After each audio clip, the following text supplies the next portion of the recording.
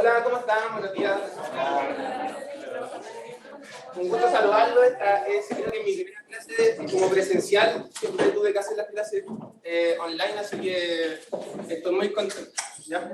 Aunque no se me note tanto, pero estoy contento. Ustedes ya están en segundo, ¿cierto? Ya. Están en farmacología para ubicarnos. Están en farmacología y están en segundo. ¿Cómo le ha ido?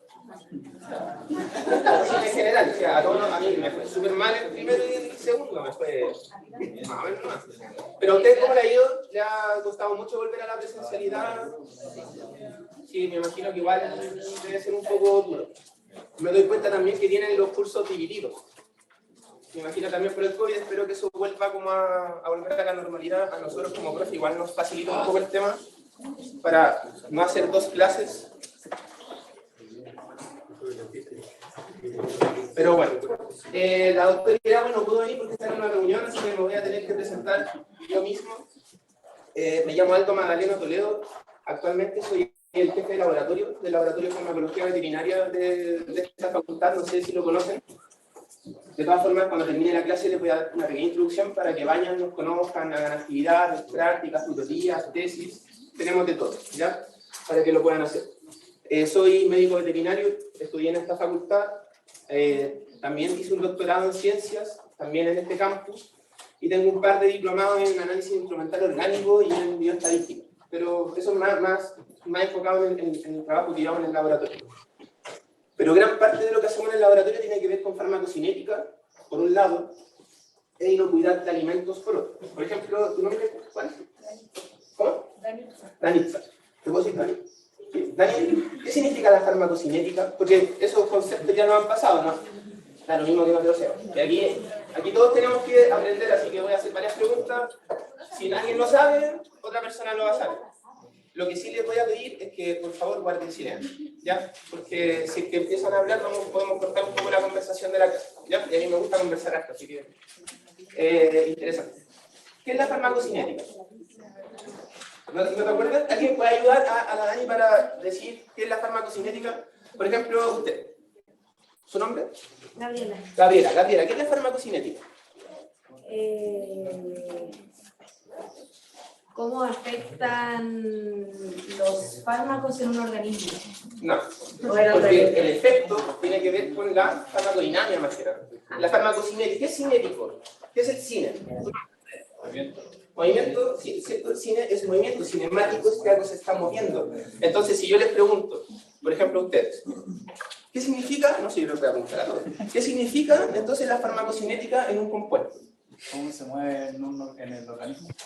¿Cómo se mueve este principio activo en los diferentes compartimentos de ese individuo? Hay miles de principios activos y hay miles de tipos de individuos. De hecho, aunque sean de la misma especie, ustedes siempre van a encontrar diferencias. Y eso es lo que hace de la dificultad del médico veterinario versus el médico humano cuando se dedican a clínica.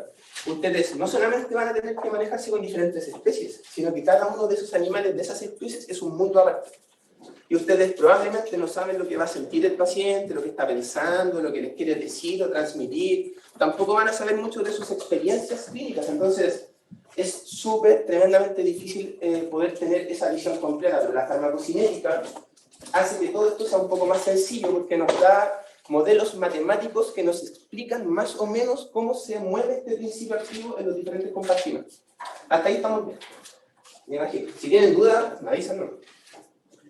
Pero la farmacocinética sí se ve influenciada por distintos factores, ¿sí? Y uno de los factores, ¿ya?, son las vías de administración, y para ustedes también eso es tremendamente complejo. Yo siempre cuento esta historia porque quedé marcado 10 años atrás. En algún momento en esta facultad, ustedes saben que se hacen turnos de clínica. Entonces había un alumno de quinto año que le tocó un turno de clínica aquí adelante. Tenía que dar un tratamiento, ¿ya? Era un tratamiento, creo que de una bronquitis. La persona que tomó el tratamiento, vio la ficha, preparó los medicamentos, había un inyectable endovenoso, le inyectó endovenoso el medicamento, y una vez que le inyectó el medicamento, miró para el lado y vio que había un frasco de bromexina oral abierto, y ese líquido era el que le había inyectado al paciente. Se murió. No hay nada que hacer. Es un medicamento que va a hacer efecto, va a llegar a plasma, va a cumplir todo lo que tiene que cumplir como principio activo. Pero esa persona, ese casi médico veterinario, se equivocó y en vez de dar oral el tratamiento, lo dio endovenoso. Y el paciente se murió. Más allá del fracaso miserable como futuro médico veterinario, por no haber visto bien las instrucciones, atrás de eso hay un tema familiar, hay dueños de mascotas, está la misma mascota, que no debió haber tenido una muerte tranquila. Y cada vez eso tiene más implicancias en nosotros como médicos veterinarios. Por ejemplo, otro ejemplo. Viene un perro rabioso, y ustedes saben que si se acercan les va a sacar la cara una mordida. ¿Qué vía de administración ocuparían? ¿Ocuparían la vía de administración oral? Tendrían que ponerse una malla de nitrilos y tratar de meterle el medicamento si es que no pierden el brazo en el transcurso. Son cosas que son sentido común, pero el sentido común es el menos común de los sentidos, y eso lo tienen que tener súper claro, sobre todo ustedes que van a dedicarse a la clínica, ¿ya? Por lo tanto, hoy día vamos a ver diferentes vías de administración. De nuevo, cualquier duda que tengan, aunque no tenga que estudiar qué hacer, me atacan, no, ya yo voy a responder todo lo que pueda. Lamentablemente tengo 2 clases en este curso, entonces me imagino que si tienen más dudas, traten de dispararme al tiro. Si no, yo lo recibo ahí en el laboratorio, no tengo ningún problema, estoy todo el día, todos los días acá. Así que, ya. ¿Cuáles son los criterios que vamos a analizar hoy que ustedes tienen que lograr superar, ¿cierto? Y que están descritos en su sílabus. ¿Han leído el sílabus? Léanlo, porque aunque sea así como de pasada, no se lo tienen que aprender, pero léanlo, porque muchos de ustedes, para que no, puede que lleguen, terminen segundo y digan, no, esta no es mi carrera. Puede que algunos de ustedes ya lo estén pensando. No, esta no es mi carrera. Y puede que digan, no, sabéis que quiero estudiar enfermería, quiero estudiar medicina, quiero estudiar cualquier otra cosa. Los ramos que ustedes tienen ahora tienen un programa que es el sílabus. Y cuando ustedes van a otra universidad, incluso universidad, la misma universidad, si les van a otra facultad, lo primero que le van a pedir para convalidar esos cursos es el sílabus. Y generalmente uno tiene poco tiempo para poder hacerlo. Entre encontrar el papel, el documento, bajarlo, que lo timbren acá en Secretaría de Estudios, es un tema. Entonces, si quisiesen cambiarse de carrera, es súper importante que tengan eso y que lo lean, porque ahí es donde es todo lo que van a aprender en el curso. Y puntualmente se señala esto: que ustedes sean capaces de clasificar las vías de administración de estos medicamentos de acuerdo al estado del paciente, la especie, la complejidad de su administración y otros factores que vamos a evaluar durante esta clase, y que también ustedes propongan un procedimiento. Tiene una pregunta, quizá hay una pregunta. Oye, si los perros supieran, les juro que les interesaría esta clase. Y aparte que ustedes propongan un procedimiento terapéutico, ¿cierto?, que sea válido para la especie animal que van a tratar. En forma general, ustedes, miren, yo tengo varios libros de farmacología, y esta clase es sencilla, no es difícil, ¿ya? No es difícil. Pero si yo voy a las referencias bibliográficas, la forma de clasificar las vías de administración a veces cambian un poquito. Ya esta es la que yo encuentro más decente y como más ordenada en el sentido de orden. Las vías de administración se dividen en general en la dienteral y parenteral. ¿Qué es entérico? ¿Tu nombre cuál es? Rafael. ¿Qué es entérico? Por ejemplo, cuando alguien dice, oh, tengo un problema gastroentérico. ¿Qué significa gastro? Estómago. Entérico, intestinal. Y cuando uno habla de entérico o de vías de administración entéricas, son administraciones por el tracto gastrointestinal.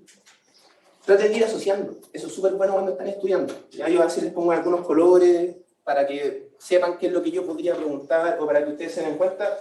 de qué es lo bueno y qué es lo malo. ¿Ya? A veces las cosas que están en verde son lo bueno y a veces las cosas que están en rojo son lo malo. Pero yo les voy a ir diciendo. Dentro de la administración por tracto gastrointestinal está la vía sublingual, la vía oral y la vía rectal. ¿Qué diferencia tienen?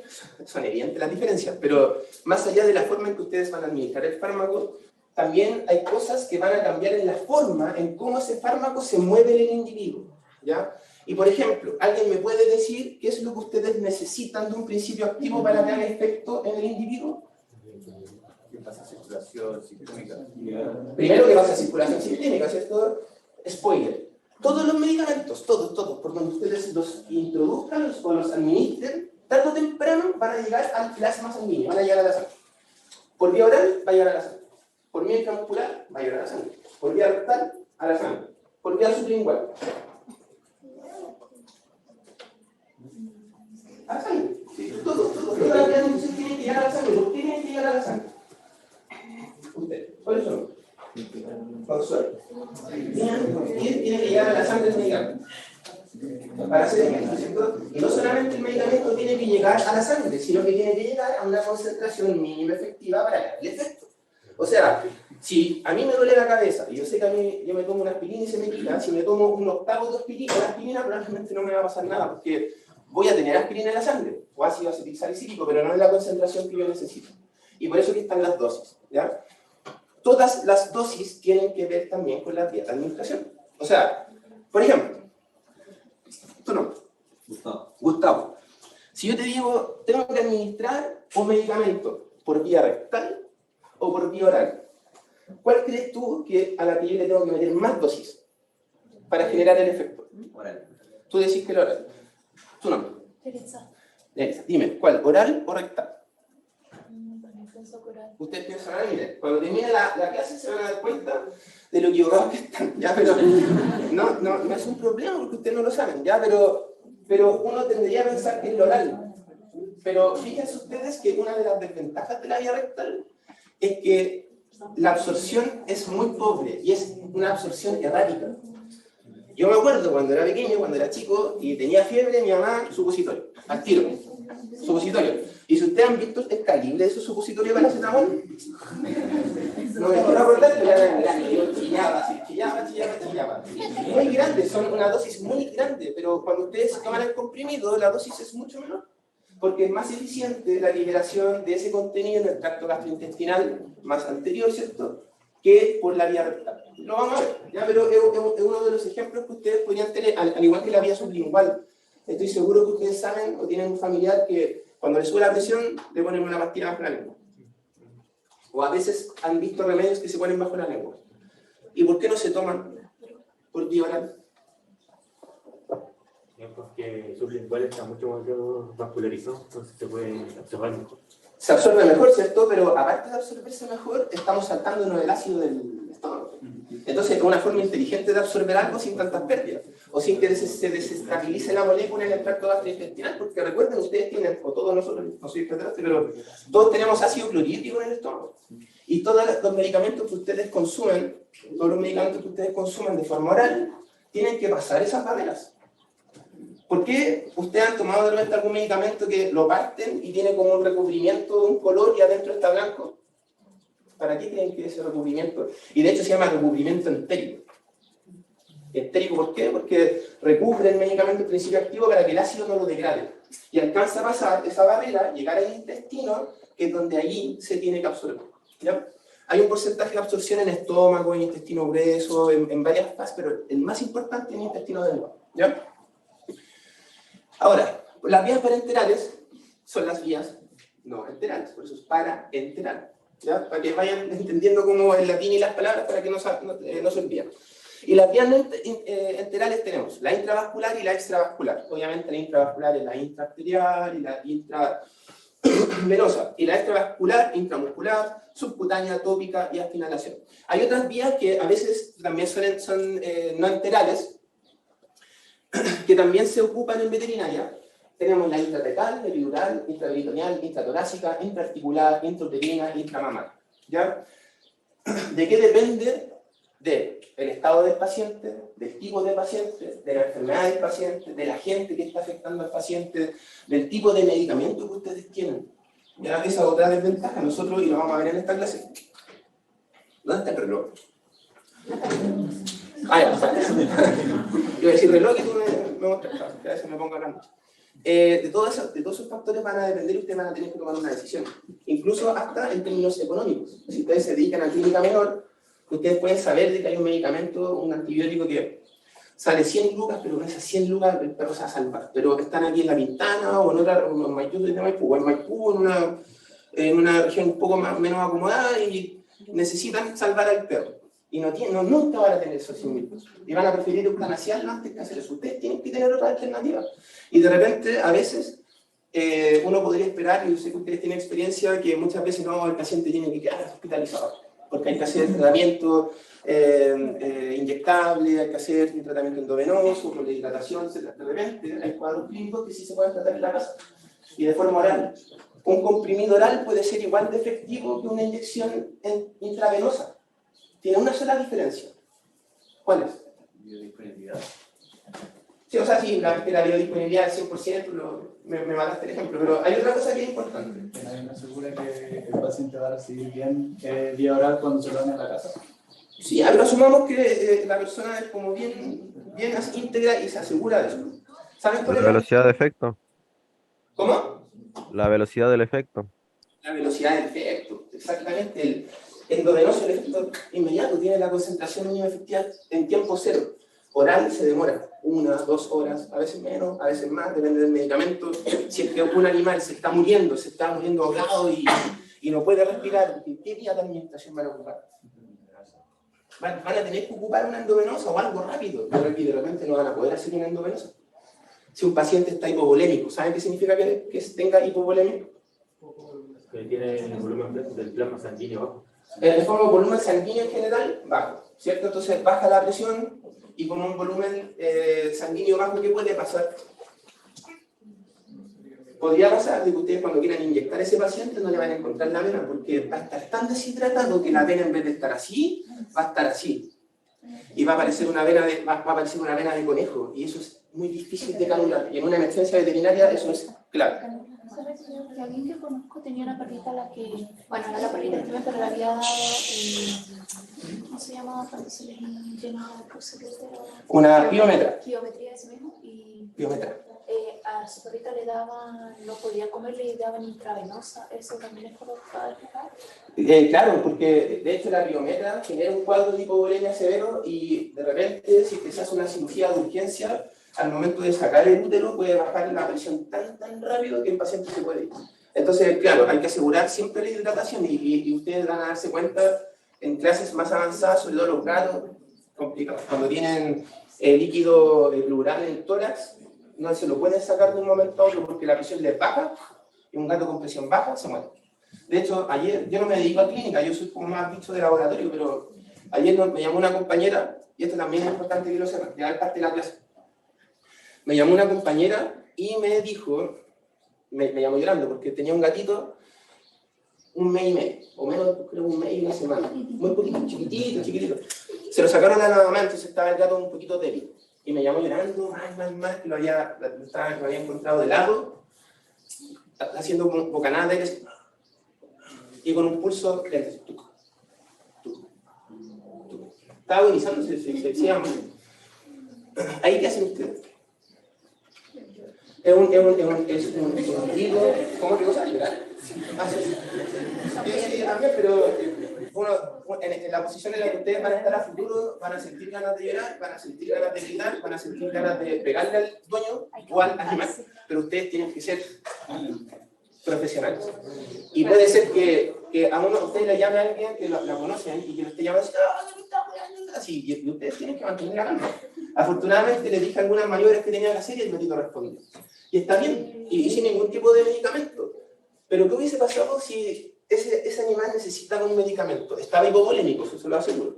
Los gatos siempre que están así es por hipovolemia y baja temperatura, y con esas dos cosas, lo primero si ven un gato así, aplicarle calor, con una estufa, con un ventilador, no con guateros, ¿ya? Que esté caliente por todos lados, para que recupere la temperatura, mejore un poquito la volemia y salga del shock. ¿Qué fue lo que pasó con este animal? Pero si yo tuviese que haberle administrado algo, les digo al tiro, la vía oral, imposible.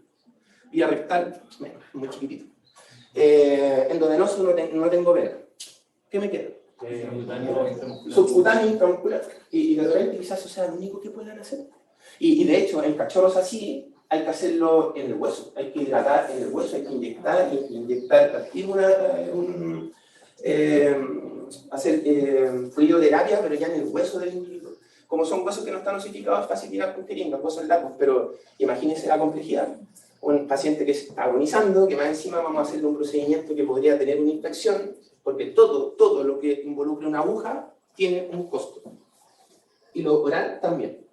¿Ya? Pero el costo de lo endovenoso puede ser más peligroso. Sigamos con la clase.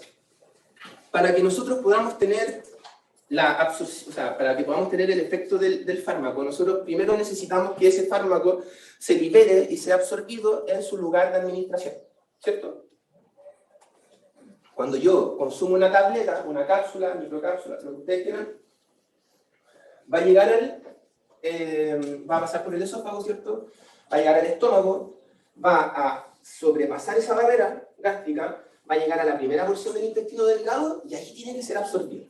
Entonces, en esa pastillita que ustedes toman, ¿ya? O que todos hemos tomado, esa pastillita va a llegar casi intacta al tracto gastrointestinal. Y en el tracto gastrointestinal, sus excipientes y vehículos van a permitir que el principio activo se empiece a liberar, tal como lo estoy mostrando ahí en esa imagen. Esa es una microesfera de biopolímero, ¿ya? Que en el fondo es el vehículo que está transportando la molécula. Esos puntitos son el principio activo, ¿ya? Y el fármaco empieza a ser liberado. ¿Cómo empieza a ser liberado? Se empieza a disgregar, ¿cierto? Esta microesfera de biopolímero y se empieza a liberar en el espacio, donde sea que se está aplicando, administrando el principio activo, se empieza a liberar, ¿ya? Y ese principio activo es absorbido a nivel intestinal. Y tiene que tener, evidentemente, algunas características. Tiene que ser lipofílico, ¿ya? Por lo tanto, no ionizado. Y tiene que tener también una característica especial que tiene que ver con su pK sub A, ¿ya? Lo vamos a ver en unas diapos un poquito más adelante. Pero lo que me interesa que ustedes vean en esta diapo es que dependiendo del tipo de excipiente y dependiendo del tipo de vehículo, puede ser más rápido o más lenta, ¿ya? Por ejemplo, y ustedes aquí se van a dar cuenta de varias cosas. Ustedes en su casa, ustedes mismos, prefieren un medicamento que otro, que sea el mismo principio activo pero de marcas distintas. Por ejemplo, no sé, yo creo que es más los papás, como, no, es que la aspirina a mí no me hace mal, tiene que ser aspirina marca Valle, porque la otra aspirina no me sirve. O tiene que ser de tal marca el medicamento porque eso me quita el dolor inmediatamente de la cabeza. Eso es lo más típico. De repente un paracetamol de mejor calidad te va a quitar el dolor de cabeza más rápido. ¿Y pero por qué? ¿Cómo el Actron sobre el ibuprofeno normal? Claro, es que la diferencia del Actron es que viene en una presentación distinta que es de cápsula blanda. Entonces eso permite, versus un comprimido, absorber más rápido. Pero hace que sea más caro. Una caja de Actron puede costar 7.000, 8.000 pesos versus una caja de ibuprofeno normal en cápsula que puede costar 600 pesos. O sea, tenemos un salto de 10 o 15 veces el precio. ¿Pero por qué? Es porque los excipientes de esa fórmula farmacéutica son de mejor calidad y permiten una absorción más rápida del compuesto con menos pérdida, a veces. Entonces podría tener una mayor biodisponibilidad. ¿Se acuerdan de ese concepto? ¿Ya lo vieron? Para los que, spoiler, para los que no han estudiado o no vinieron a esa clase, la biodisponibilidad es la cantidad de fármacos que llega efectivamente a plasma luego de ser administrado. ¿Ya? Por ejemplo, su nombre. ¿Cuál? No, ¿cuál es la biodisponibilidad de un compuesto inyectable? 100%. Cualquier compuesto inyectable, biodisponibilidad 100%. Y eso es bueno, pero no todo puede ser inyectable. ¿Ya? Obviamente intravascular. ¿Ya? También ahí se acerca al 100% intramuscular, pero no tanto. Por lo tanto, estos excipientes que van a generar esa diferencia de absorción y de velocidad de absorción permiten también la salida del principio activo desde su fórmula farmacéutica para tener el efecto fisiológico, pero siempre tiene que cruzar barreras fisiológicas del individuo. Y por eso que es importante que cuando ustedes compren fármacos sean biodisponibles, o sea, bioequivalentes, porque la bioequivalencia tiene que ver con eso de la biodisponibilidad y otros parámetros más farmacocinéticos que les da la seguridad a ustedes de que están consumiendo un medicamento que es más barato, pero que igual les va a hacer el efecto como el original. ¿Ya? Te imagino que eso ya lo vieron 1000 veces en su clase, pero aquí se los dejé de nuevo. ¿Ya? Bien groseramente. Biodisponibilidad, ahí está la definición. Ojo, yo solo voy a preguntar, no le subí ningún material. Por si se dieron cuenta. No, sí le subimos. No es como los pibos que no estudiaron. No le subí nada. No le subí nada, pero... No sudando. No le subí nada porque todo lo que se va a preguntar va a estar en la diagonal lo que yo llevo. ¿Ya? Así que... ahí está la definición. Fracción del fármaco inalterado que alcanza la circulación sistémica después de su administración por cualquier vía. Ustedes ya saben que hay algunos, por ejemplo, el endovenoso, 100%. En oral va a depender de otros factores. ¿Cómo nosotros podemos evaluar eso? Principalmente con el gráfico del área bajo la curva, de las concentraciones plasmáticas que yo estoy viendo. ¿Saben algo de eso? ¿Se los pasaron en la clase? ¿Cómo se puede determinar qué fármaco se absorbió más o qué fármaco se absorbió menos? ¿Con el área bajo la curva? ¿Sí? Súper. ¿Alguien lo sabe? ¿Alguien lo sabe con confianza? ¿No? Si me demoro 5 minutos en explicar. ¿Alguien lo sabe? ¿Usted lo sabe? ¿Su nombre? Rocío, ya. Rocío, ven.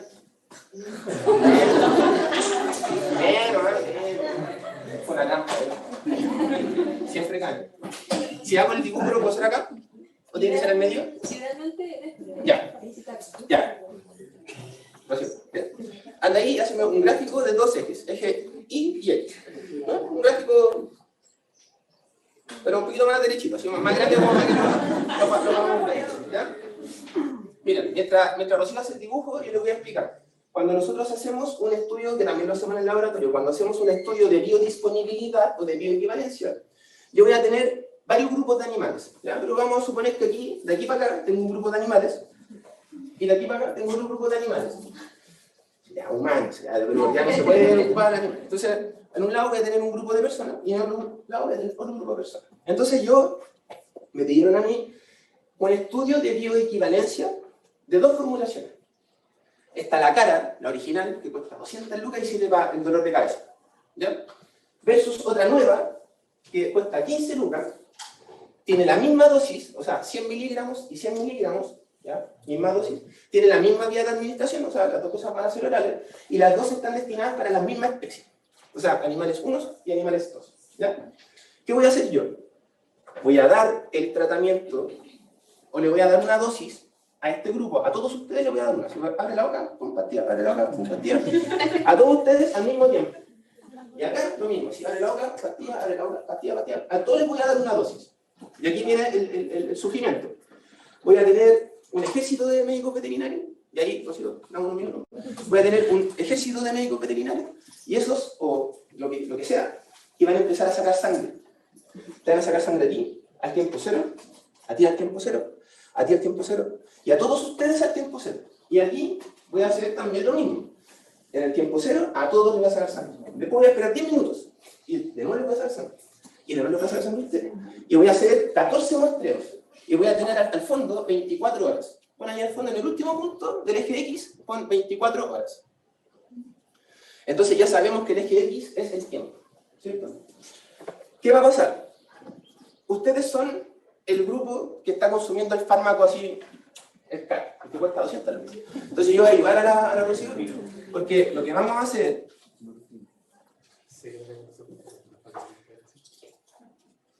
Tranquilo, yo confío en ti. Mira, acá pon un 0.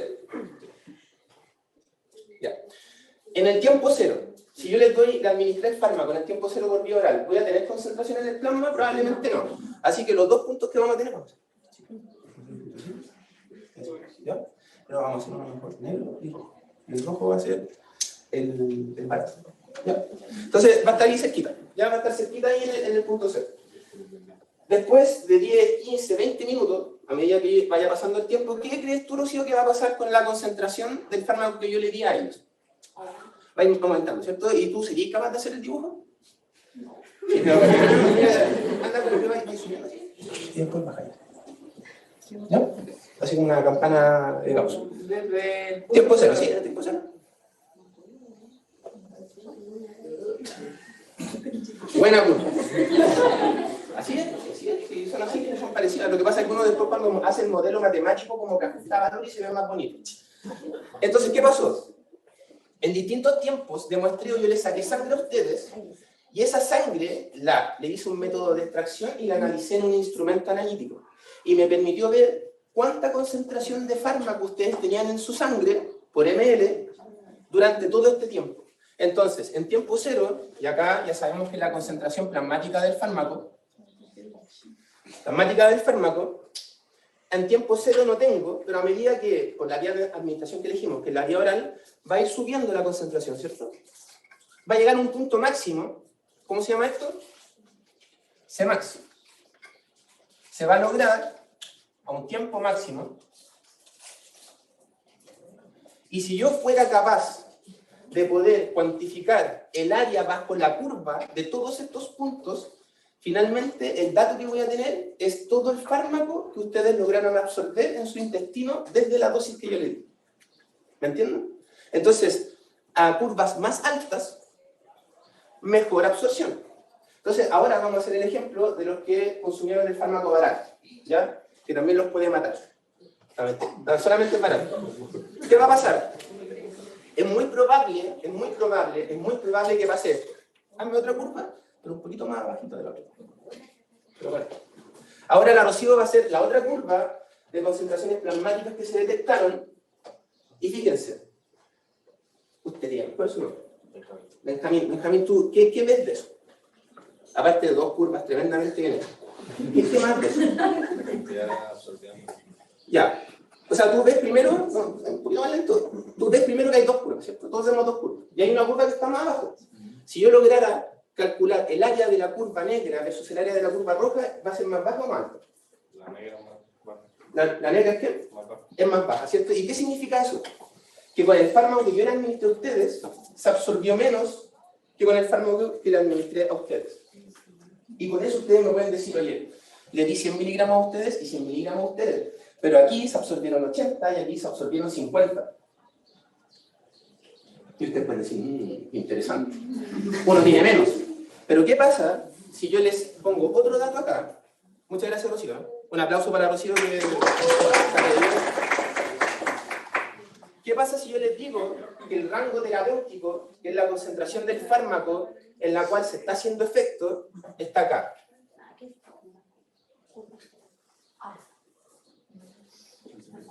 Imagínense, y de hecho podría haber hasta haya sido el 80% en su fármaco que se absorbió, versus el 100%. Y no estoy llegando a la concentración mínima efectiva. Y esto puede pasar cuando ustedes compran fármacos que no cumplen con la bioequivalencia. Si no son bioequivalentes, esa diferencia de concentraciones es mayor al 20% del área bajo la curva, ¿ya? Y no solamente eso, aquí la Rocío muy inteligentemente hizo la curva justo en los mismos tiempos donde yo encontré la concentración máxima, pero de repente podría pasar esto. Podría tener otro fármaco y que tenga ese comportamiento. ¿Qué pasó ahí? Se saltó. ¿Y qué niña se saltó? Las dos. La concentración mínima para hacer efecto y la concentración mínima tóxica. Más allá de eso, el perro se intoxicó o el individuo se intoxicó. ¿Y por qué? Porque se liberó muy rápido el fármaco. Entonces, tampoco es bueno que se libere todo y se absorba todo rápido, porque a veces yo necesito algo más lento, que se mantenga más en el tiempo. Y yo estoy seguro que ustedes han consumido fármacos que dicen de liberación retardada. ¿Lo han visto? Así como hay fármacos que se liberan más lentamente, mucho más lentamente, de lo que deberían para mantenerse más tiempo en una concentración plasmática efectiva. ¿Ya? Y se mantienen constantemente liberando el compuesto. ¿Ya? ¿Hasta ahí vamos bien? ¿Sí? Ya. Voy a pasar a la siguiente. ¿Qué hora es? 11:33. Ya, estamos bien. ¿Qué tengo que hacer? Mala mía. Ya, estaban boicoteando la cosa. Ya, entonces fíjense que ahí está todo lo que yo les expliqué, ya, pero obviamente más reducido. Pero así se hacen las pruebas de biodisponibilidad, bioequivalencia. Ahora, ¿Qué factores influyen en la biodisponibilidad oral de este principio activo? Porque en el fondo eso es lo que estamos hablando en un principio. La vía oral, que es como la más complicada, es la que tiene más pelos. ¿Ya? ¿Qué factores influyen? Primero, que el fármaco tiene que ser, ojalá, liposoluble. ¿Por qué tiene que ser liposoluble? Voy para allá, porque lo preguntaba. Si se va muy saltando, hable fuerte. porque- Hablo fuerte, ya. ¿Qué me puede decir? ¿Qué me puede decir por qué algo tiene que ser lipofílico para que pueda ser absorbido? ¿Por qué oral? ¿Cuál es su nombre? Catalina. Catalina, diga, tira fuerte porque piensa que tiene que ser lipofílico. Sí, no, evidente que es para la absorción. Pero, ¿por qué? ¿Cómo son las membranas del intestino? Fosfolipídicas. ¿Ya? Por lo tanto, si son fosfolipídicas, son lipofílicas. Son grasas. Y cuando uno junta algo lipofílico con otra cosa lipofílica, ¿qué pasa? Se lipofilian juntos. ¿Ya? Dos compuestos lipofílicos se unen. Es distinto a que sea algo hidrofílico versus algo lipofílico, que es como el agua con el aceite. Si yo los mezclo, no se mezclan nunca. ¿Ya? Por lo tanto, el fármaco tiene que ser liposoluble y tiene que tener una fracción no ionizada, son sinónimos, ¿ya? Pero es importante que por vía oral la fracción sea no ionizada. Si es hidrosoluble o está ionizada, por vía oral va a ser muy difícil que se pueda absorber, ¿ya? También importa la formulación y la forma farmacéutica, que es lo que les acabo de decir. El ejemplo que dio su compañero de ibuprofeno Actron versus el comprimido, ¿cuál es la diferencia? Podrían tener la misma dosis, podrían ser de 500 miligramos y 500 miligramos. Pero ¿cuál es la diferencia? La fórmula farmacéutica. Tú estás ocupando una cápsula blanda versus un comprimido. Son fórmulas diferentes que también pueden afectar la biodisponibilidad, ¿ya? Y existen soluciones, suspensiones, cápsulas y comprimidos. Y de hecho, en ese mismo orden es el nivel de absorción. Cuando ustedes consumen una solución farmacéutica que tiene un principio activo que está hecho para vía oral, van a tener una absorción súper rápida. No sé si ustedes han consumido un paracetamol que viene en polvo, el sumadol, y eso hace efecto así, al tiro. Y es porque es una solución líquida y que obviamente tiene una absorción mucho más rápida. Y logra tener esa concentración mínima efectiva para que ustedes puedan sentir ese alivio del dolor. También que es importante el pH del medio gastrointestinal. Estamos en un medio ácido. Entonces aquí ya estamos sumando más factores. Primero, que sea no ionizado, lipofílico. Segundo, que va a depender del pH en el medio donde está, cómo esa molécula se va a transformar de ionizada a no ionizada. Y hay un juego, y tiene que ver con el pK sub A. La superficie de la mucosa intestinal, y esto es para nosotros súper importante. ¿Alguien a ti, no la había compartido. ¿Tu nombre? Valentina. Valentina, mira. ¿Tú conoces alguna enfermedad que afecta a los cachorros y que provoque diarrea? Parvovirus. Parvovirus, tío, ¿sí? Es como la típica, ¿cierto? Parvovirus. ¿Y qué produce el parvovirus, la parvovirosis, aparte de la diarrea? Sangrado. ¿Y por qué? Porque daña las paredes intestinales. Exacto. El virus daña las paredes intestinales, la mucosa se rompe, sangra y en efecto el individuo empieza a tener una diarrea y uno ve la diarrea, o sea, no intestino, sino que epitelio, mucosidad, etcétera, etcétera. ¿Y cuál es el problema de eso de perder mucosidad en el sistema gastrointestinal? ¿Su nombre? ¿Sofía? ¿Qué cosa? La obsesión de la nutrición. Exactamente, ¿cierto? De hecho, uno tiene, ¿se acuerdan que uno tiene en el sistema gastrointestinal? El intestino tiene como mucha ya. Eso, si uno yo lo estirara, es porque aumenta la superficie de contacto, ¿cierto? Tenemos una alta superficie de contacto que nos permite absorber muy rápido varias cosas. Pero en un paciente que tuvo una diarrea, ¿le serviría la vía oral? Es un paciente así. ¿Le serviría la vía oral? Ya no tiene mucosa el pobre perro, si no va a absorber nada. Entonces, son pacientes súper complicados. Porque solamente puedes hacer tratamientos vía parenterales y cuando ya son tratamientos orales ya es como muy a la larga, es más que nada como para alimentos. Pero no tiene sentido darle fármacos por vía oral que se van a absorber por vía oral, o sea, se van a absorber por vía intestinal, si ese paciente tiene algún problema gastrointestinal y no solamente pérdida del epitelio. ¿Qué pasa, por ejemplo, si, no sé, diarrea? ¿Su nombre? ¿Cuál es? ¿Cómo? ¿Miráis? Miráis una consulta. Por ejemplo, si tú tienes un paciente con diarrea profusa, constantemente, tú seguirías dando, pero sin pérdida del criterio, tú seguirías dando medicación oral. Seguirías dando. ¿Por qué? No hay pérdida ya, pero hay una cosa que está pasando con una diarrea. ¿Quién se saca, quién se titula hoy día y me dice definición de diarrea? Pregunta de examen de grado. Pero sí será que pasa. Se pierde el volumen sanguíneo. Ya, sí, pero es que antes de eso. Antes de eso. ¿Sí? ¿Su nombre? ¿Cuál es? Jaime. Aumenta el tránsito intestinal. ¿Aumenta el qué? Aumenta el tránsito intestinal. Un aplauso ahí, porque eso. Estamos hablando, o sea, todos tenían razón. Aplausos a todos, porque todos tenían razón, pero cuando ustedes dan un tratamiento oral, le tienen que dar el tiempo a ese medicamento para que sea liberado del sistema gastrointestinal. O sea, la primera diapo que yo les mostré que va saliendo, ¿cierto?, el principio activo de la microsfera, eso tiene un tiempo. Si ustedes tienen diarrea, un paciente con diarrea no solamente aumenta la cantidad de contenido fecal, sino que, ¿qué más? Las veces en que pasa. No es que tengan solamente un episodio de diarrea, sino que las veces que lo hacen, eso también se considera diarrea. ¿Y eso por qué pasa? Porque el movimiento peristáltico del sistema gastrointestinal está aumentado. Porque está irritado, tiene infección, está complicado, entonces quiere eliminar rápido lo que está dentro. Si ustedes dan un fármaco por vía oral y ese perro tiene ese problema, ¿qué va a pasar? No va a votar rápido y probablemente no tengan tiempo para ser absorbido, por lo tanto tampoco sirve.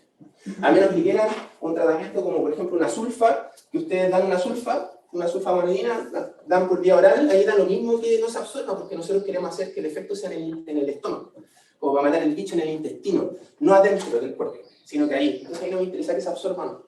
¿Ya? Otro problema que lo habló su compañera, la perfusión sanguínea. Un paciente que tiene hipovolemia tiene un flujo sanguíneo disminuido. Si yo le inyecto, por ejemplo, intramuscularmente a un individuo un medicamento y ese individuo está hipovolémico y no le llega sangre a ese músculo, nunca se va a absorber, o se va a absorber muy lento. Entonces, eso también son factores que tenemos que analizar. Y se fijan que ya en un principio la clase podía ser fácil, pero ahora uno empieza a sumar más factores y más, sobre todo para los que van a estudiar clínicas, más factores y ya no todo es tan fácil. ¿Ya? Eso ya lo hablamos, el vaciamiento y motilidad gastrointestinal. Bueno, también hay otra formación intestinal, hay algunas proteasas, lipasas, enzimas digestivas también que podrían degradar el compuesto, ¿ya? O también relacionado a enzimas de P450, que es el sistema enzimático que tiene que ver con la eliminación de los compuestos. Por lo tanto, cualquiera de estos factores sí podría afectar, ¿cierto?, la biodisponibilidad del medicamento. Yo no entendí el primer frasco. ¿Por qué no se La liposolubilidad tiene que ser liposoluble o liposoluble. Pero mira, mira la lista y mira la llama. No, si yo sé que esa iba a ser la duda. Esta es la diapo siguiente. Un fármaco, quédense con eso, un fármaco tiene que estar en su forma no ionizada cuando es por vía oral para que pueda ser absorbido de forma correcta. ¿Ya? Esta diapo es importante. No sé si se la vaya a preguntar, pero podría ser. Así que pónganlo, ¿ya? Nosotros necesitamos que el principio activo esté en su forma no ionizada, ¿ya? Y por eso que yo se los pongo ahí en verde. La proporción no ionizada presente y por lo tanto la capacidad del fármaco para atravesar membranas depende del pH ambiental y del pK-A. El pK-A es el constante de disociación ácida del fármaco, ¿ya? ¿Qué es el pK-A? Es un pH en el cual el principio activo o el fármaco está mitad y mitad ionizado y mitad no ionizado. Por ejemplo, si tengo un pK-A de 5, significa que a pH 5 en una solución ese medicamento está mitad ionizado, mitad no ionizado. ¿Por qué es importante eso? Porque la mayor cantidad de los fármacos son bases débiles, ¿ya? O ácidos débiles. Y aquí viene el juego. Cuando yo tengo un compartimento con pH ácido, como en el estómago, y yo estoy añadiendo una droga ácida o una base débil, pero un ácido débil, va a haber mayor cantidad de fracción no ionizada. ¿Y por qué? Cuando ustedes tienen un pH ácido y lo comparan con el pK-A del compuesto, si el pH es menor al pK-A del compuesto y ese compuesto es un ácido base, va a tener preponderancia en el estómago va a estar no ionizado, por lo tanto se va a absorber más fácilmente. Contrario a que sea una base débil. Pasa exactamente lo opuesto, dependiendo del pK sub A. Por lo tanto, una droga básica en un compartimento con pH ácido, si es básica, va a estar en su forma ionizada, y eso va a ser difícil que pueda absorberse a nivel gastrointestinal. El pK sub A es un parámetro que ustedes nunca en su vida lo van a ocupar, a menos que hagan su tesis en este tema, ¿ya? Pero sí es importante que se den cuenta de que no todos los fármacos pueden ser administrados por todas las vías, porque afecta tremendamente su biodisponibilidad. Es probable que ustedes están administrando una base débil en un individuo por vía oral, es muy probable que esa base débil se absorba muy poco, y si se absorbe muy poco, su biodisponibilidad va a ser un muy bajo porcentaje. ¿Me siguen? Entonces, el pK sub A sí sirve para poder determinar qué fracción va a estar no ionizada, y por lo tanto va a ser más fácil que pueda entrar en el individuo y haber efecto, ¿ya? Obviamente esto en el plasma sanguíneo cambia, porque el plasma es más básico que ácido y se aplica esta misma regla, ¿ya? Apréndanse eso, porque si te hago una pregunta, podría ser una pregunta de esas que son como más complicadas con esto. Pero basta con que se aprendan el concepto que nos dije que está ionizado, de caso A, listo. Yo con eso quedo feliz. Miren, no les voy a contar esto, no les voy a decir cuál es el pK sub A de la difenhidramina y cuál es su capacidad de absorción en un pH, no interesa, ¿ya? No de memoria, pero sí les podría decir, que también son preguntas trampas, oye, la warfarina que tiene un pK sub A de 5, ¿cómo va a ser su absorción a nivel gastrointestinal? Y usted me tiene que decir si es ácido, es un ácido débil y está en un medio ácido que es el estómago. Droga ácida, compartimento pH ácido, forma no ionizada, probablemente tenga una buena biodisponibilidad. Se podría hacer una pregunta así, ¿por qué no? Y es fácil, porque ustedes tienen que asociar los números, ¿ya? Ahí les pongo la lista, pero es solamente para que sepan que la mayoría de los fármacos son ácidos débiles o bases débiles. Ya. Ahora, cambiando un poco de tema, ¿qué factores influyen en la selección de la vía de administración? Ya hemos hablado, lo hemos dicho en varios ejemplos, pero lo primero y lo más importante son las propiedades físico-químicas del principio activo que yo quiero administrar. O sea, que sea lipofílico, que no esté no ionizado, si es que oral, que tenga una capacidad de tener una buena biodisponibilidad, etcétera, etcétera, etcétera. Van a haber factores que podrían fallarnos si es que es por un tratamiento oral, pero ese mismo factor nos podría beneficiar si es por endovenoso, sobre todo con el pK sub A. Las formulaciones, que también lo hablamos, los tipos de formulaciones, cápsula blanda versus comprimido. Obviamente que va a ser distinto, versus algo dispersable como el sumadol que está en polvo. Las presentaciones de los fármacos, obviamente que van a darles ventajas para poder realizar la absorción correctamente en ese individuo del principio activo. También hay factores económicos, prácticos y del paciente. Por ejemplo, ¿a alguien le gusta la producción animal?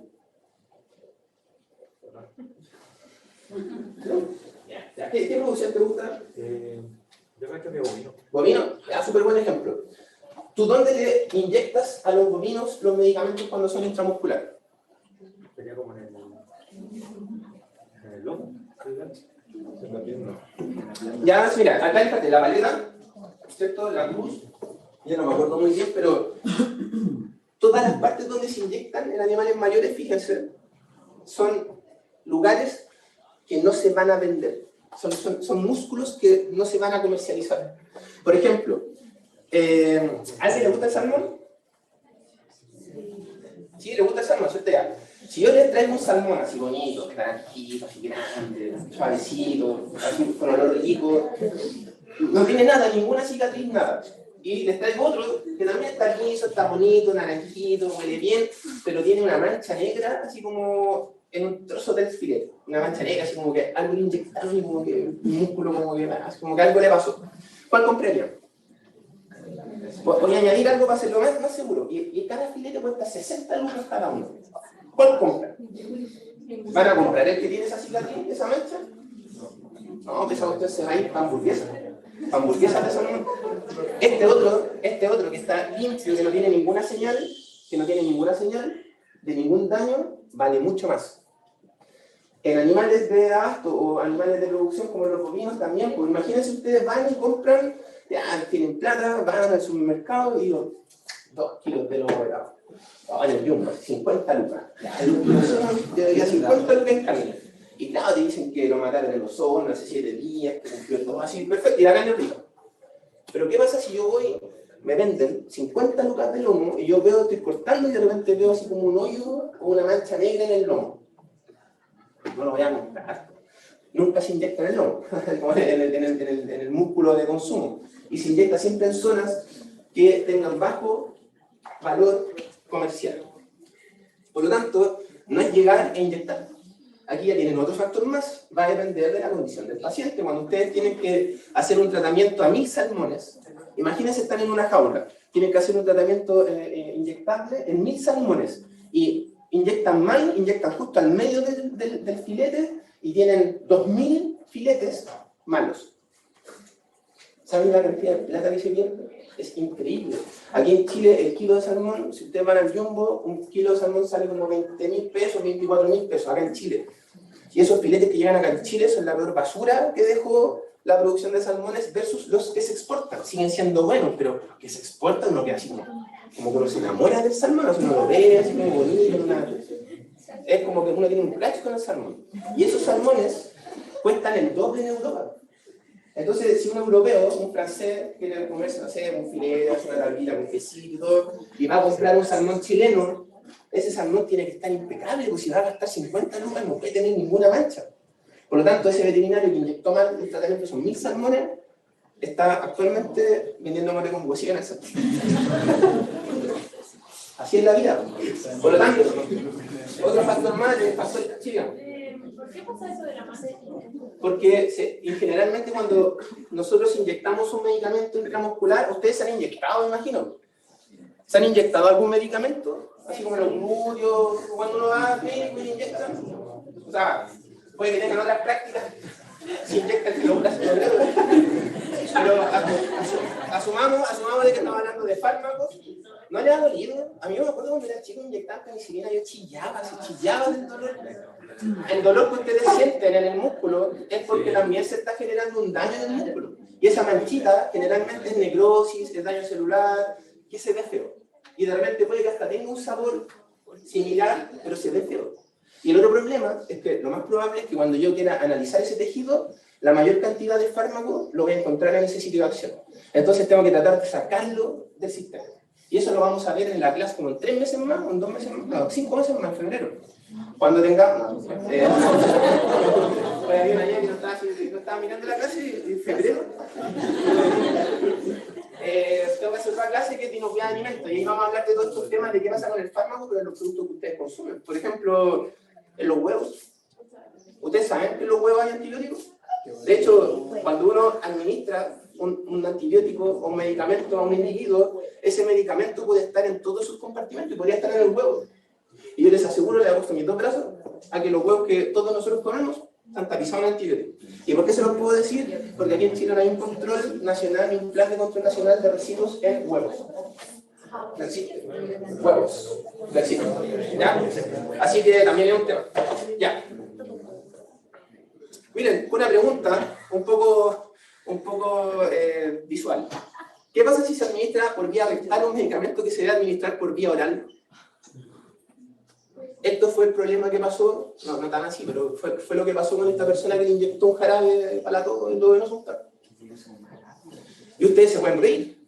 Y les apuesto que de aquí a quinto, los que se queden, de nuevo van a escuchar una noticia similar. Así.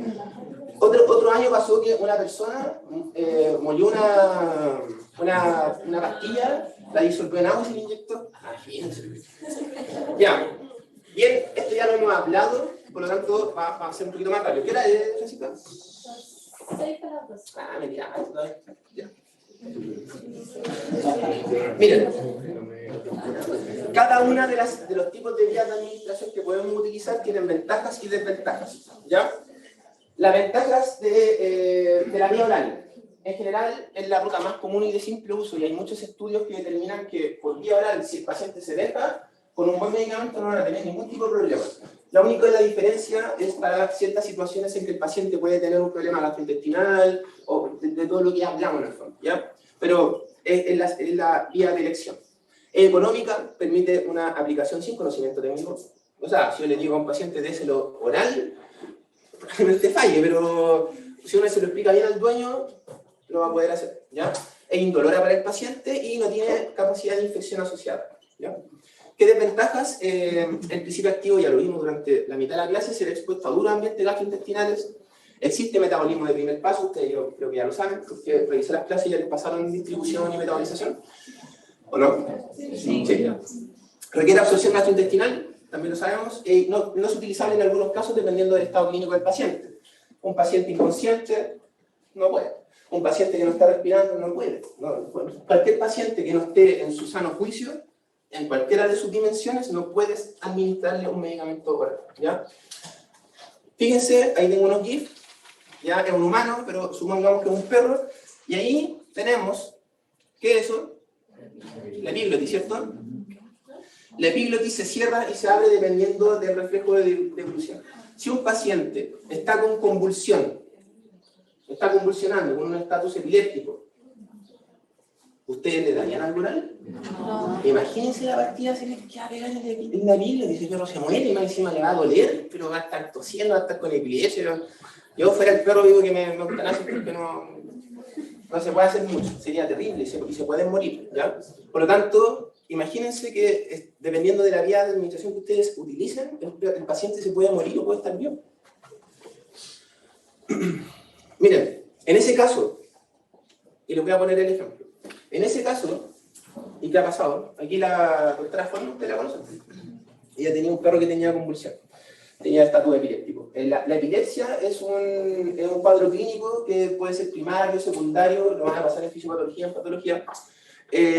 Muchas veces no se sabe la causa, ¿ya? Y por eso que a veces es secundario a algo que no se tiene claridad, pero el paciente puede tener una convulsión igual. Y ustedes, como dueños del perro, el médico veterinario les va a decir, mira, tu paciente, o sea, tu perrito, tiene epilepsia. Y probablemente le pueda pasar una crisis de convulsión epiléptica. Y peor aún, podría llegar a pasarle algo que es peor que eso, que es el estatus epiléptico, que es una convulsión permanente como de 20 minutos. Entonces el paciente empieza con hipoxia, empieza a dañarse y empieza con una crisis neurológica porque no está llegando oxígeno al cerebro. ¿Ya? No puede respirar. Entonces, ¿qué hacen ahí? ¿Qué vía de administración utilizan? Ya, la oral descartada. ¿Qué más? ¿Ah? Ya, pero no me maten el ejemplo. Pero ¿qué preocuparían? Así como endovenoso, imposible. Imagínense un Rottweiler con convulsiones. Es como que no lo tocaría mucho, pero... Y si están solos, claro, porque el otro dice, no, el perro, así como en la película que se tira encima del paciente, en las patas y demás, es súper difícil. Y el perro se le está muriendo. Endovenosa es imposible. Intramuscular, aquí a mi compadre. ¿Su nombre cuál es? A Jaime, mi compadre Jaime. A Jaime le gusta la clínica mayor, pues yo no sé si he pinchado vacas de repente en un bretel, no he pinchado. Ya, yo me acuerdo que pinché. Y de repente uno está así como, va a pinchar la vaca, permiso, va a pinchar la vaca, y uno está así como, la vaca está así como tranquila, uno va a pinchar y la vaca así, como que se pega unos quiebres de cadera, y de repente tú te quedas sin la aguja y veis que la hoja está toda doblada, y entre medio del músculo, drama. Y eso que una vaca que se murió súper poco, pero igual pasa. ¿Qué hacen? Aquí lo que pueden hacer es la vía rectal, ¿ya? Es una vía que sí, puede provocar dolor, pero no están rompiendo barreras, no tienen una aguja, no tienen que desinfectar primero, es posible poder administrarlo por vía rectal. ¿Y qué van a administrar? Ya sepan, 1 miligramo kilo vía rectal. Y el médico les va a decir, miren, aquí tienes una ampolla, ¿ya? de diazepam, ponla en una jeringa, sin aguja, evidentemente. Y cuando tenga este problema, métele la dosis por vía rectal adentro y espera que se absorba a nivel rectal. El problema de eso es que la vía rectal es una vía que es muy errática en su comportamiento de absorción. No cumple el modelo que les dibujé ahí, ¿ya? el modelo puede llegar a ser así.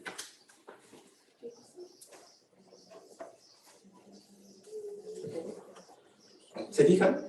Es errático, no hay un modelo matemático que lo pueda demostrar, por lo tanto es tan errático que a veces no es la mejor vía para un tratamiento de varios días, porque no van a llegar a una concentración plasmática constante en el tiempo.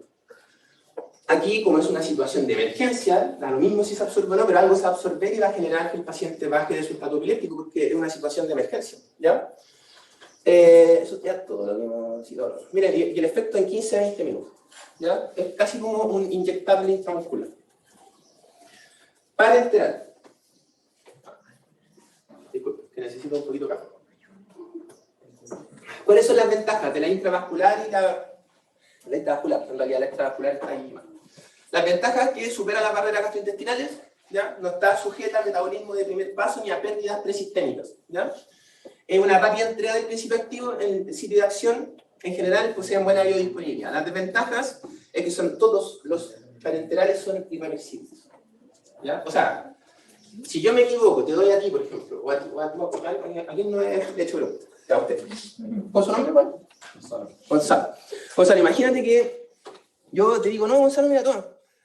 Va al dolor de cabeza, tómate esa pastilla. Y tú me decís, ya bueno, gracias. Y te la tomás y yo después me encuentro.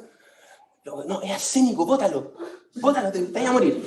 Yo al menos tengo la oportunidad de decirte vomita o te agarras y empiezo así como a pegar en la guata hasta que me boté la pastilla.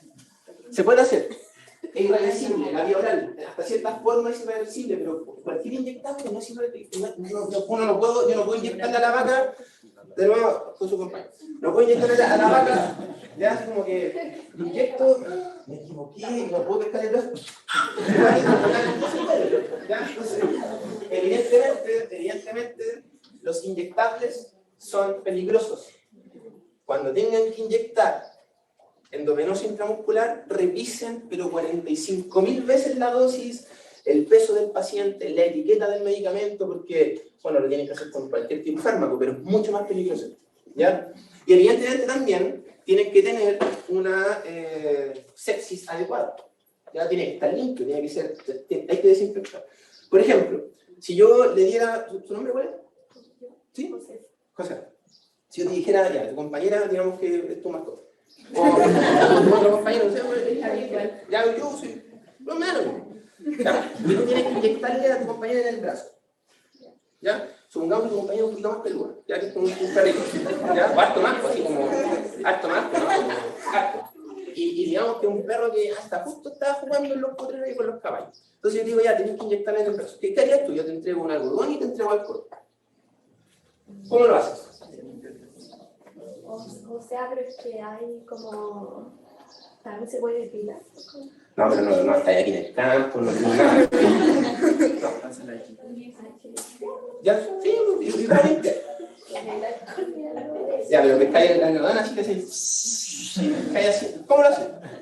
Como así, explícamelo como si estuvieras en un examen de grado y yo te estoy preguntando cómo lo harías.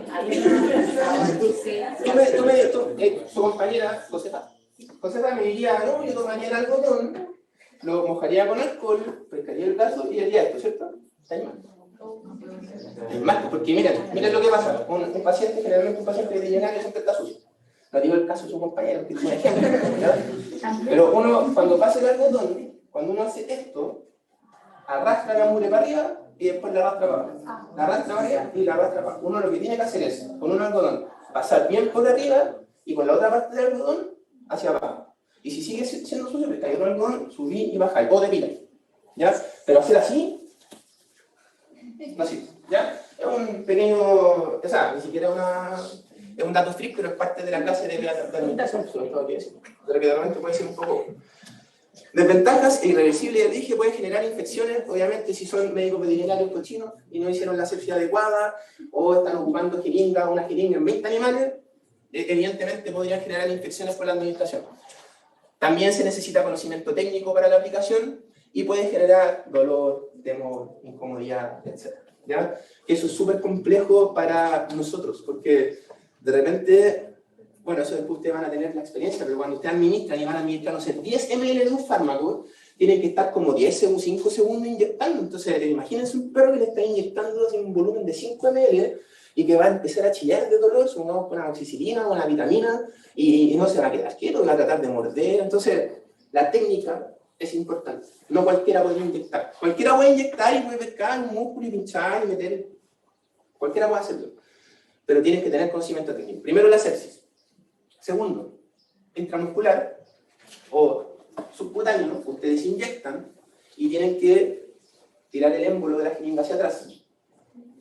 ¿Ya? ¿Por qué? Para ver que no estén en una vena, en una arteria. Porque el medicamento que ustedes van a administrar muchas veces puede ser solamente administrarle intramuscular o subcutáneamente.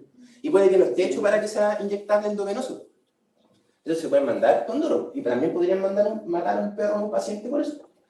Por lo tanto, cuando ustedes van a inyectar algo intramuscular o subcutáneo, van a inyectar a un cierto ángulo, que les tengo ahí la diapo, a un cierto ángulo van a tirar el émbolo para atrás. ¿Y qué esperarían ustedes? Ustedes van a tirar el émbolo para atrás y el émbolo se va a chupar. Porque no está sacando nada. Es como que no hay nada de donde chupar, no está sacando sangre, no está sacando aire. Entonces va a volver. Y cuando vuelva, ahí usted dice, ah, puedo entrar el medicamento. ¿Ya? Esa es la forma correcta. Y después retirar la aguja y desinfectar. ¿Ya? Dígame. Tal vez no venga mucho el caso del contenido y todo, pero ¿qué pasaría, por ejemplo, en el caso de que, bueno, yo me imagino que le va a pasar a más de alguno que se trabaja con animales que por accidente se clave la aguja con el medicamento? Sí, a mí me ha pasado. Lo siento. Es que pasa, es que imagínense. Ahora, claro, no es que cada vez que yo inyecta algo me pinche, porque ya sería como ridículo, pero si uno inyecta 100 veces, 200 veces, 300 veces, uno siempre tiene el riesgo de sufrir un accidente. Y por eso que ustedes tienen que estar constantemente y nunca subestimar al paciente. El dueño le va a decir, no, si no estamos mordida de nada, dice un dormido, no puedo. Y el perro se chuque así, no está nada, y se le tira hacia el cuello y te mata. Eso puede pasar. Entonces tienen que tener cuidado. Siempre traten como si fueran leones. ¿Ya? ¿Para empezar? ¿Ya? ¿Sí? Se lo preguntaba porque, bueno, estamos con veterinaria, pero fueron personas que una vez estaba teniendo una canal y se inyectó algo que era, ¿cómo se llama? Era para tratar alérgicos. ¿Ya? Antihistamínicos. No recuerdo si era penicilina, inyectaron otra posibilidad y como tenía que estar en sala de emergencia, le tuvieron que inyectar otra cosa, pero esa cosa como que lo aceleró, como que lo hizo muy mal. Sí, lo que pasa es que aquí su compañera tiene un buen ejemplo. ¿Ya? Y voy a tratar de extremizar el ejemplo para que sea como correcto. ¿Qué pasa si ustedes están administrando un anestésico y de repente dicen, ja, y se lo inyectan ustedes? Así. Y se inyectan y están en una cirugía y están solos. O sea, voy a asumir que no se están drogando con el pero imagínense que puede pasar eso. Es un ejemplo muy extremo. Tienen que tener cuidado. Si esto... Ustedes van a tener que estar siempre con un temple de fierro porque los pacientes nunca van a estar quietos y ustedes siempre los van a estar sobreexigiendo. Por lo tanto, todo esto tiene que ser, la administración tiene que ser rápida. Tiene que cumplir todo lo que les dije, pero la administración tiene que ser rápida. No pueden estar así, mirando. No, tiene que ser rápido. Tiene que calcularse una vacuna, 5 segundos y chao. Le inyectaron. ¿De legal? Le dije, no es una clase práctica, no estamos inyectando ni nada. Ya, otra vía, la vía atópica. La vía atópica es la de piel. ¿Ya? Tiene una ventaja muy buena que es simple y conveniente e indolora en la mayoría de los casos. Es excelente para administración continua prolongada en el paciente. No sujeta a metabolismo de primer paso y tampoco a los duros ambientes del tracto gastrointestinal. Ahora, ¿cuál es el problema de esto? ¿Cuál es el problema de la vía atópica? Es que es lenta. Ustedes me imagino que saben lo de las noticias, de que hubo un momento en que estaba como el mito de que habían drogas de contacto y que te daban la droga y uno quedaba así loco, como que no sabía quién era. Eso es imposible. Por vía atópica no hay ningún fármaco que sea así de rápido para generar el efecto. De hecho, los únicos tratamientos que pueden generar un efecto prolongado son con parches transdérmicos. Y esos parches son parches que vienen del medicamento, con los que los pone, ¿cierto?, en la piel, y tiene que esperar 6-8 horas para que empiece a hacer el efecto. A veces 4, pero empieza a hacer el efecto después de 4 horas, y es progresivo. Y se mantiene durante el tiempo. Hay anticoncepción, métodos anticonceptivos que son así, Hay analgesia que es así y hay tratamientos que se necesitan ser prolongados para pacientes crónicos que también están liberando el compuesto y está siendo absorbido por la piel. Pero la desventaja es que es lento, ¿ya? Es muy lento. Lo único que puede generar un efecto así de rápido en una persona o en un animal es algo inyectable endovenoso o algo inhalatorio. Son las únicas dos cosas, ¿ya? Para que lo tengan claro, porque a veces los periodistas empiezan a hablar y como son tan sensacionalistas empiezan a inventar cosas. Bueno, así. ¿Cuáles son las desventajas? Que evidente, como yo estoy pasando por mi piel, necesito algo que sea altamente lipofílico y eso limita las opciones terapéuticas. No todos los medicamentos son altamente lipofílicos, así que no con todos puedo hacerlo, ¿ya? Es una entrega inicial, bueno, ya lo dije, entrega inicial lenta en el sitio de acción y también algunas veces pueden ser irritantes, ¿ya? Lo bueno es que esto también es una vía de administración que cualquier persona puede hacer, ¿ya? Entonces uno le dice al dueño del paciente, no, aplique esta crema, le da las indicaciones y no deberían tener problemas, ¿ya? Y también, obviamente, son tratamientos que pueden ser gratis. Generalmente este tipo de tratamientos se ocupan mucho en la industria de producción animal, así como salmones, ovejas, cabras, principalmente para baños antiparasitarios por ectoparásitos, ¿ya? Por ejemplo, a las cabras y a las ovejas las meten en unos canales con una solución con el antiparasitario externo, anti-ectoparásito, y con un palo las meten, así como que las sumergen como 3 veces, hacen como una chinita en la piscina, y después ya como que la abeja se va.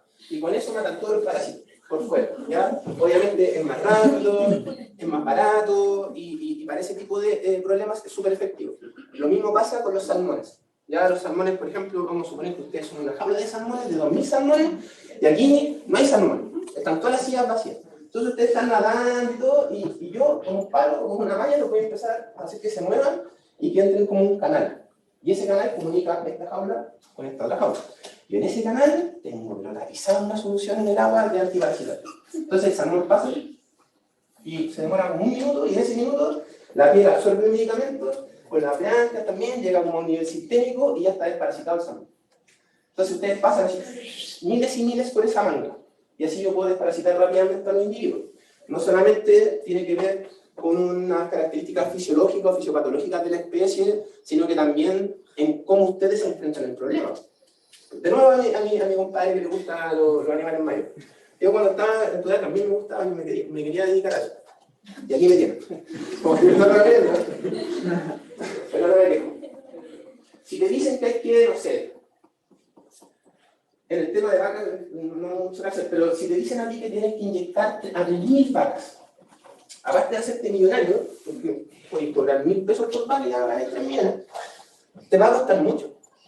Por lo tanto, hay vías de administración que les permiten a ustedes poder tratar a muchos animales de una sola vez. ¿Cuál es la vía? De las que hemos visto. A muchos animales, así como a muchos animales. Y yo sin tanta preocupación de ver qué cada uno lo que está haciendo. En producción, la vía que más se utiliza es la vía oral. ¿Y cómo se utiliza la vía oral? Con premezclas o alimentos que vienen medicados. O sea, por ejemplo, ¿almorzaste día? ¿Tomaste desayuno? ¿Tomaste desayuno? ¿Qué comiste? Pan con manjar. ¿Está bien? Supongamos que ese pan con manjar tiene un 20% de tetraciclina, que es un antibiótico. Tú vas a estar comiendo el pan con manjar feliz porque me imagino que te gusta. Me encanta. Te encanta. Nadie va a tomar un desayuno que no le guste. Entonces, te gusta el pan con manjar. Pero yo, o tu mamá, o tu papá, tu pareja, no sé, o tú mismo, te autoengañaste y voy a echar manjar con un 20% de oxitetraciclina. Y tú no te vayas a dar cuenta. Y te vayas a estar comiendo el pan feliz de la vida. Y, evidentemente, el antibiótico que tú estás consumiendo por vía oral, hace 20%, que yo te engañé como animal, ¿qué eres? Te lo pudiste comer y cumpliste el objetivo como médico veterinario de que ese animal tenga el antibiótico. Pero aquí les voy a dar un ejemplo. Levante la mano, ¿quién se comería un pan con manjar al desayuno? Levante con confianza, nomás con confianza, ya. Asumo que los demás no se comerían un pan con manjar, ¿cierto? ¿Y qué hacemos ahí? ¿Qué hacemos ahí? Porque ya está bien, yo tengo la posibilidad de poder administrar el medicamento en el manjar. Pero ¿qué pasa si todos ustedes, que yo tengo que tratarlo por ustedes, porque les pegó la enfermedad a todos. Entonces, ustedes quizás no tienen signos clínicos, pero yo les digo que se los pegó. Bueno, nunca conoce a la gente. Entonces, él le está pegando la enfermedad. Yo, por lo tanto, tengo que tratar de tratarlos a todos ustedes de una forma profiláctica para evitar que se enfermen más personas. Entonces, yo voy a tratar a todos los animales de este curso. Pero de nuevo, tengo un problema porque hay gente que no le gusta el manjar. Cambia, vaya. Hay algo que no se le niega a nadie, entre otras cosas, pero el agua, todos los individuos, todos ustedes van a tomar agua, les guste o no les guste, porque es una necesidad fisiológica. Y van a terminar comiendo pan con manjar igual. Si les va a dar hambre, porque van a ver que todos están comiendo pan con manjar y ustedes no van a comer pan con manjar, no, si van a comer igual, pero probablemente no comen tanto. ¿Y cuál es el problema de eso? La dosis. Son problemas que uno tiene como médico veterinario. Cuando va a tratar a muchos animales, hay variabilidad individual en la población. Siempre va a haber variabilidad individual en la población. Siempre. Yo si hago un estudio de, no sé, por ejemplo, tomo la altura o el peso, no la altura, todos los individuos de este curso van a ver individuos que van a estar en la escala positiva, se van a hacer unos pailones gigantes, y otros que van a ser más bajitos. Y no van a estar cerca ni de la media ni nada, están súper alejados, pero siguen siendo parte de la población. Entonces, uno puede administrar estos antibióticos de forma oral en el alimento o en el agua, pero considerando eso. Y hay investigaciones y grupos científicos que investigan esto y tratan de buscar alimentos